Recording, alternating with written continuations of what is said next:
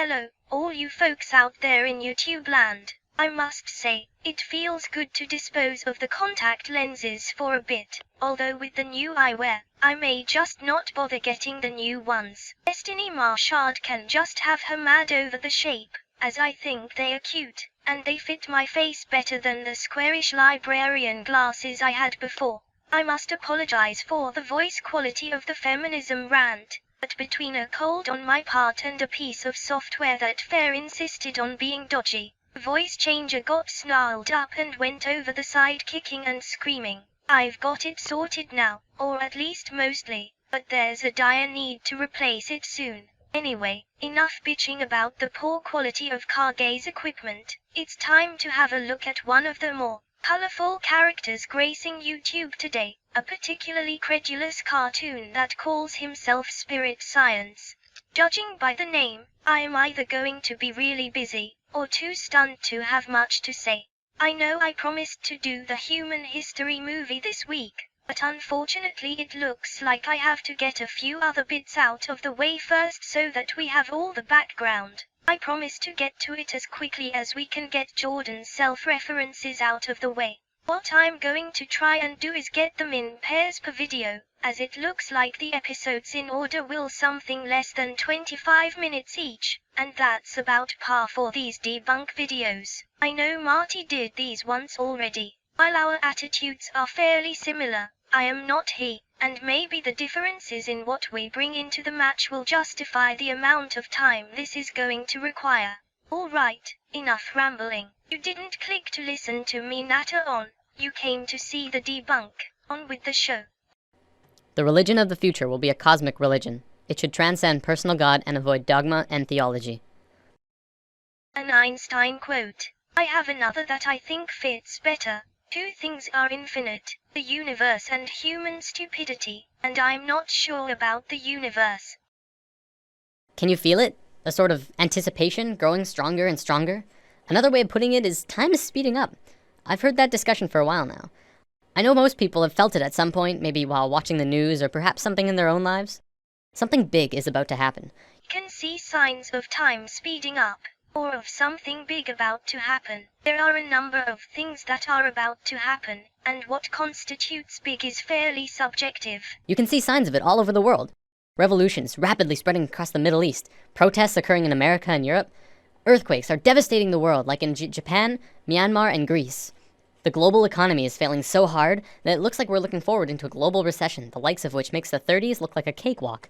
Not to mention that if global warming doesn't put our planet into an ice age, we're going to kill ourselves from overpopulation for sure.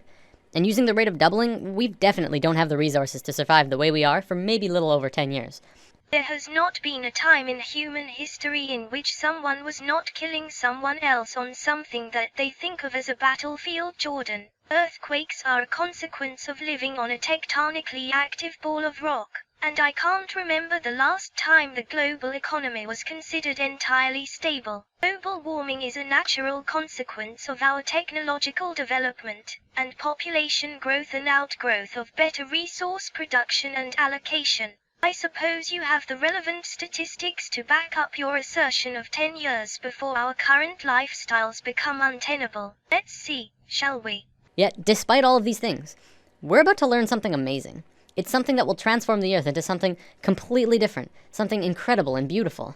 I bet you're going to tell us next, aren't you? Many people across the globe have learned about this, and they've applied it to themselves and witnessed marvelous changes. Others have dedicated their lives to talking about it, to teaching it. That's Druvalo Melchizedek, eminent fraudster and writer of several fictions he claims are unerringly true. Of course the Bible makes the same claims, and we all know how well that has worked out. The difference is that we know from whence Melchizedek's dog and pony show derives its source, and that's from the similarly idiotic line of Edgar Cayce. From what I have seen of the works of both, Cayce was the one with the imagination, as far as what to do with his source. The man you picture is no different from Eric Hovid taking directly from his father. If you want something to explore, Jordan, try an actual science text. You'll learn something worthwhile, and you won't look like you're peddling woo. Besides, then you have a large, diverse group of people to ask questions of that will give you intelligible answers. I'm someone who's still exploring it, and I want more people to talk about it with. Mind, body, spirit. This is the sacred trinity that allows us life on Earth. Oh, what allows us life on Earth is physics, chemistry, abiogenesis, and evolution. For the purposes of our conversation, however, we will accept your Holy Trinity as read, pending the presentation of your evidence. Although given my prior experiences with this sort of video, I think I might be a very old woman before I even get the first verifiable fact out of you. Without even one of these three, we could not function properly. Yet, in today's world, we only really truly understand two of the three. We have scientifically mapped the mind and the body. We understand next to every aspect about each of them. Yet, what do we really know about the spirit, the soul? What is it? Where does it come from? Wrong again. We know very little in comparison to what there is to know about the body, and even less overall about the brain. We know enough to get medicine to work well, but we don't have everything locked down by any stretch.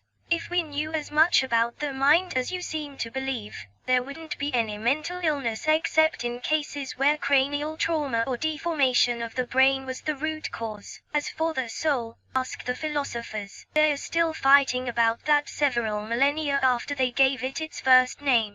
For centuries, religions have been the primary source for answers pertaining to the soul, but they're not concrete. Many different religions have a different answer and ideas about how things work on this level. Recently, however, a discovery was made, which led to new discoveries and further discoveries.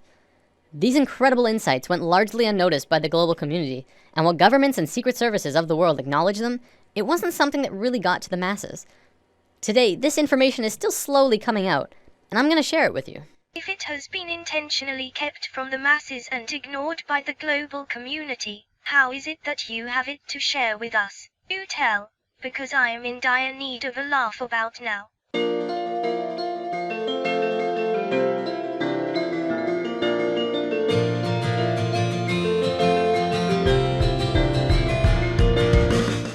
In the world of science, what do we really know about thoughts? What do we know about thoughts, other than all the biochemical data we've been collecting since the dawn of modern science? We know that they like to lurk in dark corners, and make us laugh, cry, get angry and give us the ability to ponder facts and evidence. They allow us to explore the world, and try and make sense of the things we perceive. What we do with them is another matter. We know we can measure them by hooking up scanners. You can measure the frequency that are emitted when you think them. They're measurable, yet there isn't anywhere specific in the brain that holds them. Is it possible that you create your thoughts outside your mind? Maybe not. But is it possible that you create your thoughts into the external world from your mind? Our brains are designed sum total to generate and hold thought, with the exception of centers for autonomic function and conscious motion, or initial processing of sensory data. Everything else, from memory storage to frontal lobe, is used for the capture, processing, and consideration of incoming information, and thoughts form based on that. You really need to start defining your terms. Propagating one's thoughts into the outside world is the function of communication. This is what we're going to talk about today. Have you ever had a moment where you knew exactly what someone else was going to say, about 2 or 3 seconds before they even started talking? Do you have a shared connection between a loved one or a pet, where you can always tell exactly how the other is feeling, or what they're thinking of, even if they're not really around? Have you ever met someone that you really got bad vibes from, and your intuition turned out right? We've all had experiences like these, at least a few times, some many more than others. There are even a few people who can kind of tap into this experience quite easily. I believe one of the terms for it is psychic? Wait, what? I don't know of a single case of a psychic that wasn't intimately involved in the situation being right more than blind chance could credit them for. The really good ones have a technique called cold reading, where each hit gives them a bit of information that they then feed back to the individual in an effort to fish for more, finally getting the victim to swallow the narrative being spun for them. Others like to poll the audience and get information ahead of time, and that's hot reading. Either way, it's bollocks. As for those other phenomena you mentioned, they are part and parcel of a deep familiarity with subject or circumstance, reading of body language and such. Let's say for the sake of discussion that when you think of something, anything, it appears right in front of you. No, not physically, but let's say it appears in a different realm that's in and around all of us. We'll just assume for now that it's not something that we're consciously aware of, and it's something that we're going to discuss later on. For now, let's just call it the thought realm. When you're doing something, you start by thinking about it. Whether you're building a pool in your backyard or making a sandwich, you have to have thought of it first. Even the subconscious thoughts for things like walking and breathing. This shouldn't be anything new to us. We think of things before we do them, even if it's a split second before them. This is just how we function, and our physical actions match the thoughts that we've created. You might say that you move through your thoughts, turning non-physical ideas into physical actions. First, you don't get to make baseless assumptions and then build an argument on them. I predict that you're not going to go back and abolish these assumptions later, but rather stick to them like a socialite to her diamonds. Next, use a number of everyday examples that most of us only have to consider briefly, and the bits of the brain dedicated to procedural memory take care of the rest. That's how you can make me a sandwich and spew your bullshit at the same time. This is not evidence of a thought realm as you describe it. It's evidence that you know how to do things, including breathe. When an inventor gets an idea, this idea can quickly spread throughout all of his colleagues and friends. Ideas and thoughts are spreadable. Multiple people can hold on to the same idea at once, allowing them to grow and develop further. In this scenario, don't think of thoughts as separate, but as a whole that everyone is latching onto. Of course, because we can't physically see this realm of thoughts, we can't tell exactly what the original idea was, only the interpretation that they describe using functions like speech and body language, as well as our own intuition, which is how thoughts connect to each other. The idea spreads because he's talking about it. That would be the usual method. Or maybe he wrote it down, someone read it, and then they started talking about it. It's called communication, and it's not something that happens randomly or invisibly. It has to be undertaken intentionally. Then you're going to play telephone. Then smash your own thought realm assertion with a reference to the way it's actually done. Absolutely brilliant. Because of this, we add a bit of our own creation to the mix, our own spice, while still working towards the same common goal. A social gathering is another good example of this at work too. People gathering together because they share the same ideas, thoughts, and emotions as the rest of the people there. An example could be a college course on architecture. People interested in architecture would attend the course because they share the same interest mentally. This shouldn't be anything mind-blowing. It's our day-to-day lives, just from a different perspective. Even if you're using something that someone else made, you're still creating this experience for yourself. You manifested that iPad or house or whatever into your experiences. So let me see if I have this straight. My apartment exists in my experience because I want it there. Does that mean I can wish my landlord away, and not have to pay the rent? Just deny he exists and I suddenly get to live for free. How about the grocer, or my seamstress, or the clerk and the security systems at the department store? If I refuse to manifest them as part of my reality, will they simply go away? Somehow, I don't think so. If it did work, I wouldn't be here debunking your videos, as you would have ceased to exist. The entire concept is ridiculous on its face. So with thoughts connecting with other thoughts comes our first big realization. This new understanding of how intertwined we truly are. We are not only connected in the physical realm, but in a mental and spiritual way as well. You're going to have to do better than that, as my prediction has borne itself out. You not only let your hypothetical stand, but this conclusion requires that it be true. Up until recently, humankind has always understood simply that they were connected only through their physical being. We assumed that the conscious experience, as well as all of the thinking, was totally 100% isolated from the rest of everyone else. The fact is, we're not. We are so connected with each other, it's almost impossible to believe. Think about almost every creature on Earth. What do we really know about the bond that connects them? Geese are able to travel long distances, switching who flies in front like clockwork. Many fish swim in large schools, and we know that they don't have a form of verbal communication. Our pets are able to communicate with each other without speaking. Yet, it's like they know what each other are feeling and connect in a very amazing personal way. Almost every observable creature on Earth has this connection with at least their own species, if not others. There are several documented nonverbal communication methods that don't even require vocal cords. Surely a member of a flock of birds in formation can tell if the guy up front needs a break. Same of schools of fish. They are adapted to look for danger as well as warning signs in other members. If you saw someone running down the street in front of your house in nothing but his underpants with his hair on fire being chased by the neighbor's velociraptor pack, what would you think? You wait for him to tell you he was in trouble, or would you call animal control and report the pack of velociraptors? All you needed was the ability to sense the physical realm to determine that he's having a properly shit day. No psychics, no spiritualists, no mystical thought realm you pulled from your backside, proposed, and then reinforced as true a couple of minutes later. Just the Mark I eyeball and half a brain cell. We as humans are the next step in life, but that doesn't mean we don't have this connection. What's to say we're not also connected to each other in this way? We've been out of touch with ourselves for an incredibly long time now, and we are growing increasingly disharmonic. Now, thoughts being created are just the tip of the iceberg. The real interesting part comes when you look at emotions. Emotions are much more powerful than thoughts. Emotions pull on you, they control your actions, they guide you throughout your life. It's not your thoughts that control where you sit in a class or on a bus, but it's if you like that girl or you think that guy smells. When a couple is together, it's their emotions that keep them tethered. Same with if they're fighting, it's their emotions that break them apart. You watch TV shows that you enjoy. You hang out with friends because you have emotional bonds with them. Now, this applies on a smaller scale too. Do you ever have a morning where you wake up grumpy and stub your toe and think, oh, this is just gonna be one of those days, and find that the entire day afterwards just goes terrible? And just everything goes wrong? What about the days when you wake up excited and happy and ready to go? Your whole day is just excellent in all of the right ways. Even if something bad does happen, you're less affected by it because you're in such a good place emotionally. The reason these differences in how your day goes is because of your emotional state. People like to think the world will go on exactly the same without you, but it really won't. People interact differently with other people, and everyone would have a completely different experience if you were not there. Imagine this scenario. There's a bully in a playground who's looking for someone to beat on. There's kids playing sports, kids skipping rope, kids on the swings, and then off to the side there's one boy sitting in the grass watching the rest of everyone play. He doesn't feel like anyone else will want to play with him, so he sits apart from the group. The bully instantly knows where to go, and the circle of hurting begins.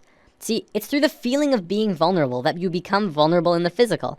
So it's the kid's fault that the bully put him in hospital. That is what you just said, is it not? No doubt we're coming back to this in a minute, but I wanted it noted for later. If the boy had walked outside for recess and told himself, I can fit in, he would probably be playing sports right now. This applies to the bully as well. He didn't have anyone else to play with, probably because of some insecurity, mental, that led him to need to hurt others. He thinks he's doing good for himself by hurting the boy, except he's really just hurting himself long term. You can look into society and see a vast amount of evidence to support it too. The people who are most successful are those who talk most of success. Those who speak most of illness have it. Yes, illness is also a creation of yours. If you have a low immune system, it's because of you.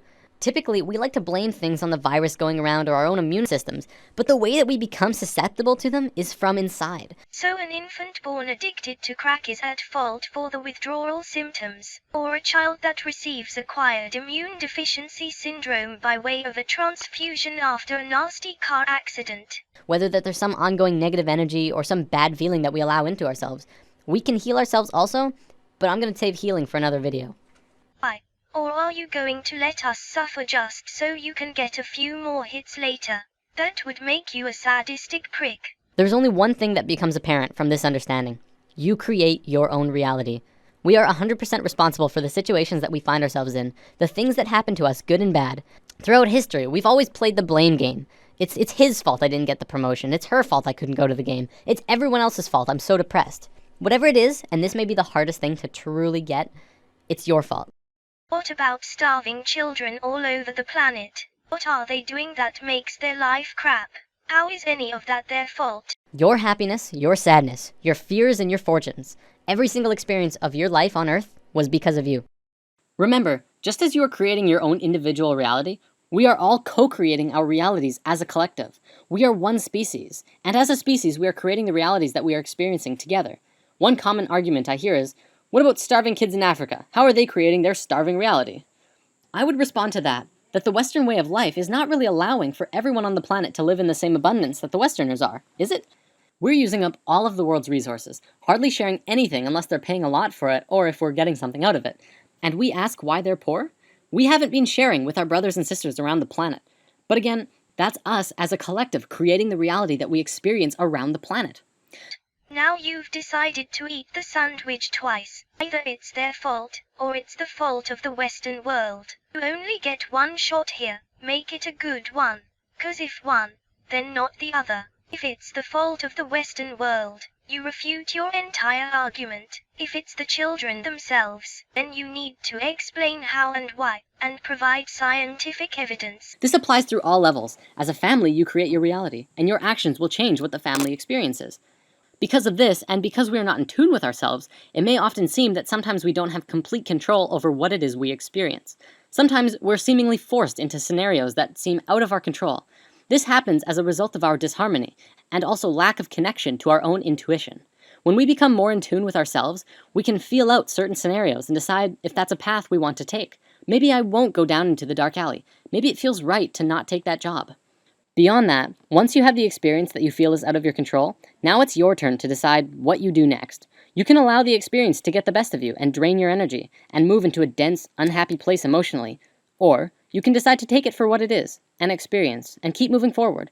Every dark cloud has a silver lining, and if you're looking for that silver lining, you'll have a much easier time finding it. Yes, there's a benefit to remaining upbeat, but anger is a normal thing in any animal, particularly when associated with a loss or other harm. Eyes meeting over a nasty roadway accident and sex right there in the street is entirely unrealistic, particularly when involving cat girls. What I hear is that the tail gets in the way, and the claws can be a proper pain in the ass. I know Destiny complains about hers enough. Many of us have heard of this thing called the law of attraction, which talks about something similar to this, but talks more about evidence and not much about this thought realm. Over the entire world, people have written in to tell of their amazing stories, where they've really focused on having what they wanted, and got it through miracles and coincidences. This is but a small piece in the vast ocean of the internal world that I'll be talking about. It is, however, very real, and you can literally change everything in your life by willing it so. The law of attraction can't talk about something you hold out of your backside. A shiny turd is still shit, you raggedy muppet. Next, I need to educate you in basic statistics, as a write-in thing like that will produce a 100% positive result. It's like polling lottery winners rather than players, as you now entirely skewed your results as part and parcel of your sample selection criteria. It's a thing dishonest pollsters like to use to make it look like everyone wants a thing, when in fact there are 4 people in the middle of nowhere that even have a use for it. I know this from personal experience, and it's not hard to find others who have too. One continuous argument I hear from people who deny this law of attraction is, you don't just think things and change everything by sitting on your ass. To which I reply, exactly. You never stop moving. Just change your mindset and continue on with your life. Create your emotions in your mind, then move into them physically. Don't let your emotions control you. Pull your thoughts into the physical realm. What can you do to change things? Well, just be good to yourself. Fill yourself up with the emotion of love and happiness as you go about your day. Treat yourself, and try to change your perception of your life, from what others think is best for you, to what you think is best for you. Take a few minutes to sit down and actually just ask yourself, what do you really want? What do I really want? I want you to make sense. Sure, be good to yourself, but not to the point where others are harmed. Getting off your backside is a lovely way to start, and no doubt there are loads of others. Thinking positive thoughts always isn't healthy for you, and in fact is effectively impossible. It's like trying to live a death-free life. It cannot happen. You are going to get angry, sad, torn, and all the other negative things. The trick is to feel them, and don't let them ride roughshod. Trying to deny them altogether will be an exercise in frustration and mental illness. Of course, at first a lot of people might first think of money, wealth, fame, and luxury. And hey, those things are pretty nice. But will they buy you happiness? I guess that depends on you. I found in my experiences that beyond all of those things, what people really want is to be accepted, appreciated, and loved. By giving that to others, you will in turn get that back, and the bond that connects you to everyone around you will strengthen so much further. You're off on a tangent now, as this has absolutely nothing to do with your quote lesson unquote on thought. I want to bring up one more thing before I run out of time. There was a scientist in Japan a few years back who made an incredible discovery, but one that also went largely unnoticed and recognized by the global scientific community. Dr. Masaru Emoto discovered that by putting words on a side of a glass of water and freezing the water, you could change how the water would freeze into crystals. On a jar that said, "I love you," this is how the water crystal froze. On a jar that said, "You make me sick, I want to kill you," it froze like this. If thoughts can do that to water, just imagine what thoughts can do to us. Well, looks like I'm about out of time for today. Before I go, I want to leave you with words to sit on. for anyone who is looking for direction right now. You can have, do, or be anything you want. Mr. Emoto's MD is for alternative medicine from an Indian diploma mill. He instead studied for a baccalaureate degree in international relations from a local UI in Yokohama. His best study involving this claim came to naught, and the scientific community see his work as lacking proper controls that make it prone to confirmation bias. Oh no, I'm not buying any of this either. That's the end of this lesson, or so it appears, but we still have one more to go. Man, know thyself, and thou shalt know the universe and God. Is this one about geometry? Nope, it's called Chakras. Wait, what? Hi there, welcome back. As we touched upon in Lesson 1, the world right now is in an incredibly disharmonic state. A few people mentioned that we've always been disharmonic, and this is true. In fact, we've been growing more and more disharmonic for about 13,000 years now. It's in our DNA, and it's something that we're passing through as a species. We're at the end of it though, and we will never be here again. Where did you get that number, and what does that have to do with our DNA? Oh, right. You have a thing later on human history, and another on evolution. Way to keep selling those new videos, Jordan. We're just not in tune with ourselves, and mass consciousness is beginning to realize it. The reason for this, however, is not because of bad politics or greed in business. Those are simply long-term manifestations of the real problem, which lies on a much more individual level. The true problem is in our old way of thinking, creating tension on every level. This will become more apparent as the lessons go on. So the real problem is all the individual humans, then? Apparently not. Seems it's our disharmony with ourselves, others like us, and the planet. You must get loads of exercise jumping to conclusions. We're going through something of a shift right now into a completely new state of being, with a new way of thinking and a different understanding of the one reality.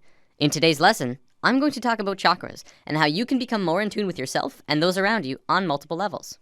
Is this going to be nearly as idiotic as it sounds?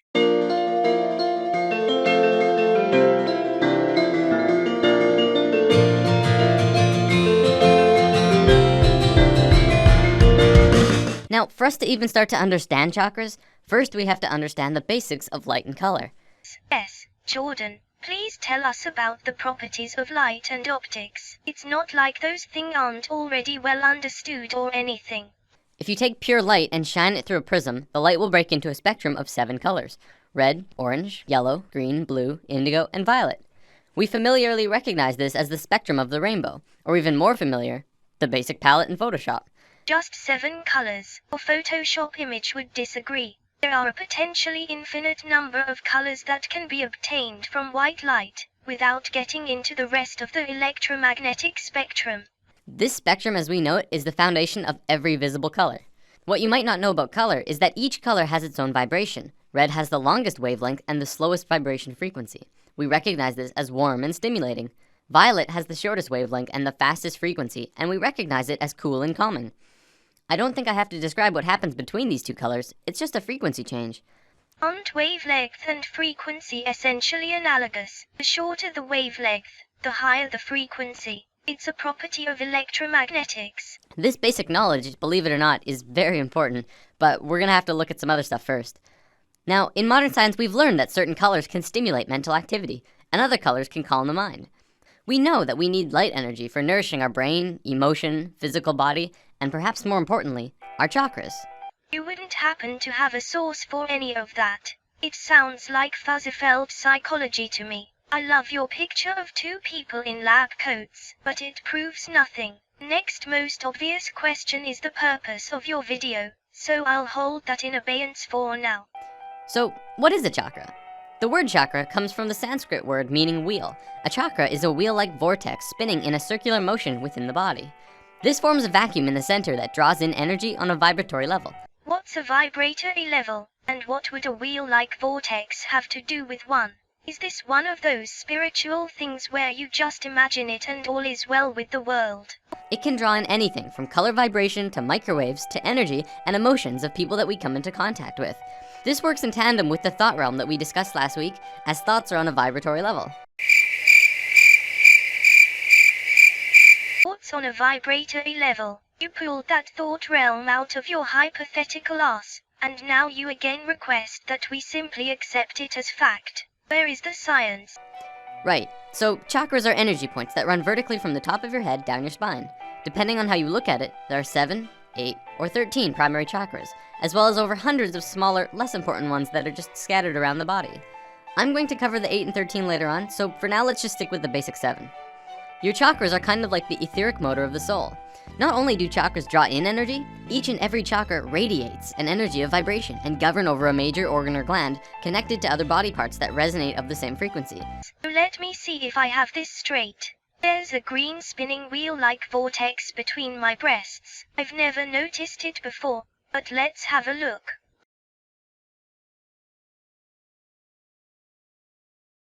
Mine appears to be missing. I wonder why. Is it because they are spiritual, despite being able to take in radiation, and I just can't see it because I don't have evidence? Or is all this just bollocks? To have balanced and aligned chakras will make you happier, healthier, and more in tune with yourself. When one chakra center is out of sync, it may eventually affect the organs and glands that it's connected to, and cause chakras neighboring them to also go out of sync, causing a chain reaction and many bodily imbalances. A chakra can become out of balance when it is overactive, underactive, or possibly congested or blocked. We know this exactly how. Is there a thermometer or something that checks this? Just being an animal means dealing with and ignoring little pains and protests from our bodies, things we feel all the time. Not even the newest infant is in absolutely perfect mental and physical condition. This is almost always felt on a mental, emotional, or physical level. The benefits to energizing your chakras and learning about them are primarily for a harmony of mind, body, and spirit.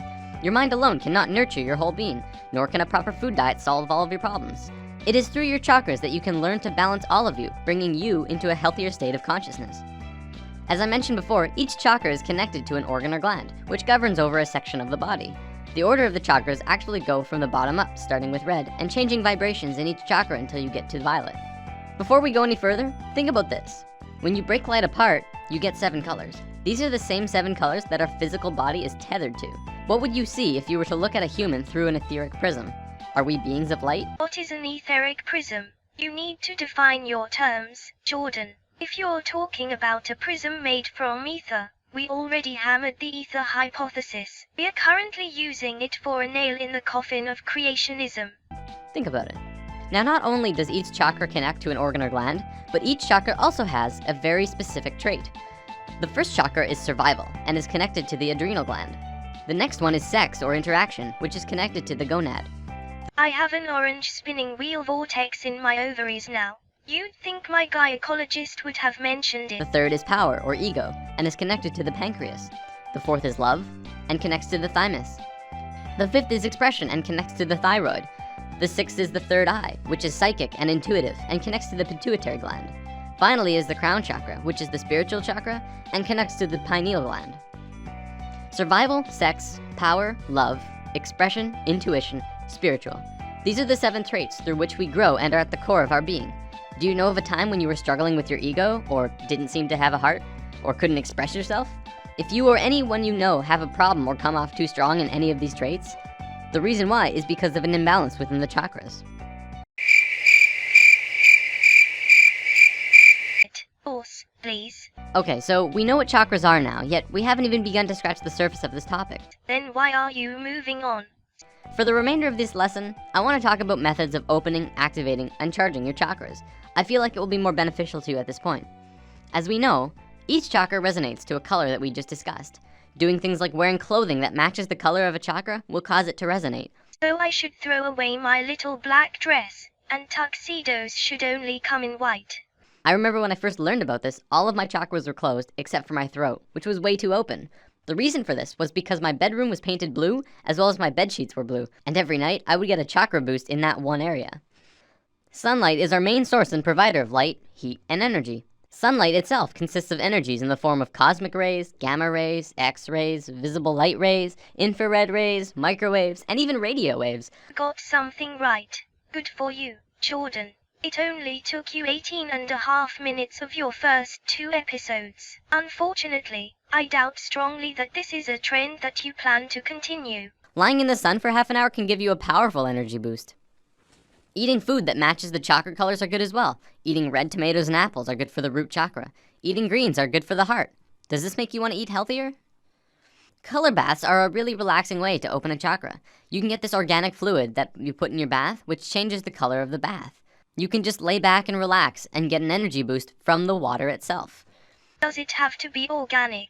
I can get all sorts of things that can change the color of my bath water.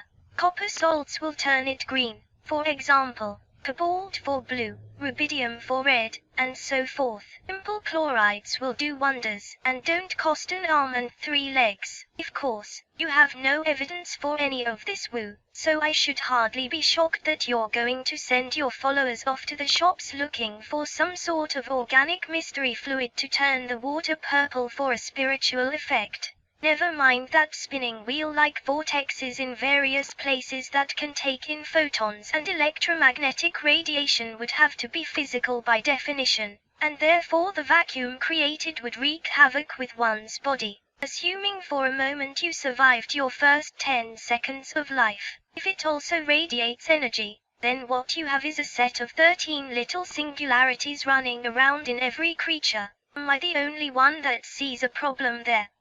Finally, and this is the best way to open your chakras hands down, go get Reiki. I kid you not, it is the equivalent of spiritual surgery. You lie down and become super relaxed. A Reiki master will then individually go over all of your chakras, opening the ones that are closed and aligning them. See, Reiki masters are people who have had spiritual training on seeing your chakras. Yeah, they can actually see them through the third eye. They learn to move energy throughout their body and connect it and flow it into yours. It's a very amazing process. You may have to ask, but Reiki masters can also typically communicate to your higher self for you and ask you what you need to progress in your path. Reiki itself is growing more and more popular in the last 15 years, so it shouldn't be very hard to find a number of places near you that have it. If you're serious about this and you don't know where to start, Reiki is an excellent first step. So another psychic to go with all the others you mentioned last time. It all comes down to money with you, doesn't it? I have no intention of going to a surgeon without an MD and loads of time in a surgical theater. Does your Reiki master have an MD? Is she or he board certified? I didn't think so. Medical science has proven that toxins and impurities, including negative thoughts, chemicals in our food, and other pollutants can influence the body. If these are consistent, you tossed negative thoughts into the middle of that for no reason other than to see if we'd accept it without blinking.